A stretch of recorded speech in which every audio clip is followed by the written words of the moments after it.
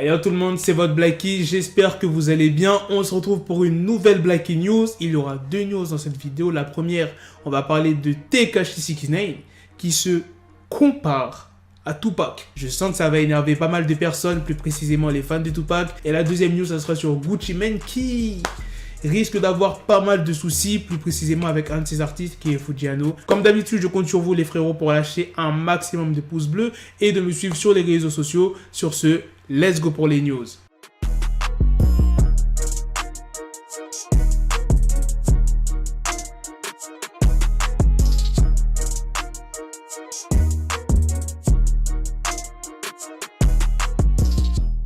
Tekashi 69 a accordé sa première interview depuis qu'il est sorti de prison au New York Times. Il a parlé de son passé et a expliqué comment lui et Tupac avaient une histoire similaire. Le journaliste du New York Times qu'il a interviewé s'appelle Joe Coscarelli. Il l'a interrogé sur son affaire de pédophile de 2015, dans lequel 69 avait plaidé coupable d'avoir utilisé une jeune fille de 13 ans pour des actes sexuels devant une caméra. Tupac a été condamné pour viol. Est-ce qu'il est adulé ou détesté?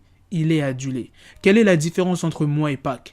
Je n'ai jamais été accusé de viol. Et dès que 69 lui a parlé de Tupac, le journaliste lui a souligné que Tupac était un rappeur bien plus multifacette que lui. Et 69 a répondu en disant « Donc tu es en train de me dire que Tupac a donné à la communauté à travers son art ? Tu mens. En 2020, je dois alimenter ce qui est pertinent. Je dois alimenter la masse. Il n'y a pas de différence entre moi et Pac. » 69 a aussi expliqué pourquoi il a décidé de coopérer avec les autorités fédérales. Avant que j'enfreigne le street code, combien de fois a-t-il été enfreint à mon encontre? C'est une question d'honneur et de loyauté.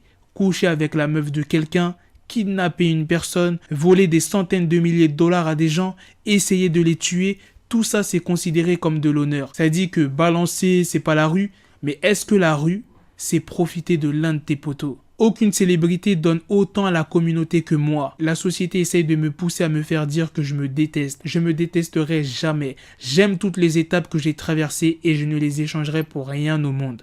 Je ne regretterai jamais les leçons que la vie m'a apprises parce qu'elles ont fait de moi un animal, une bête. Je peux traverser toutes les épreuves. Voilà les gars, c'est la fin de cette news. Maintenant, on va passer à la deuxième news sur Gucci Mane qui se trouve mêlé à une affaire de meurtre. Mais aussi le rappeur Fuggiano. Il y a aussi Jarquez Quezavion Cooper qui est le propriétaire du Lavish Lounge Romy Khalil ainsi que la compagnie WHR Social Club. Ça fait quand même un paquet de monde. Pour ceux qui regardent mes vidéos depuis longtemps, vous avez dû voir cette news que j'ai sortie le 3 juillet. Pour ceux qui auraient oublié cette histoire ou bien pour les nouveaux abonnés, ne vous inquiétez pas, je vais vous dire ce qui s'est passé ce jour-là. Il y a l'artiste Fuggiano qui performait sur scène. C'était dans une petite salle et il y a des coups de feu qui ont éclaté, qui a entraîné la mort de deux personnes. Clarence Sterling Johnson, qui était un agent de sécurité de 51 ans. La deuxième personne est Maïka Labelle, qui était une jeune femme de 23 ans. C'est pas tout, il y avait aussi 8 autres blessés dans le club. Du coup, il y a un proche de Maïka, la jeune femme qui est décédée lors du concert,